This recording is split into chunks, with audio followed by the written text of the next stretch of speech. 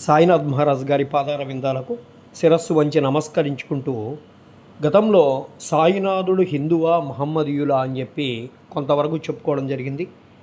తిరుగలితో విసరడం, శంఖానాదం చేయడం, గంట వాయించడం, హోమం చేయడం, భజన చేయడం, అన్న సంతర్పణ చేయడం, అర్ఘ్యపాధ్యాయులు, పూజలు మొదలైనవి విషయాలు మహమ్మదీయ మతానికి అంగీకారం కాని విషయాలు మసీదులో జరుగుతూ ఉండేవి.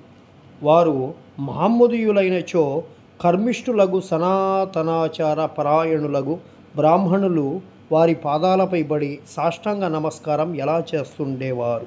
అందుకే సాయినాథుడు హిందువా మహమ్మదీయులా ఇప్పటి వరకు ఎవరునూ నిర్ణయించుకోలేకపోతున్నారు. ఇదొక వింత కాదు.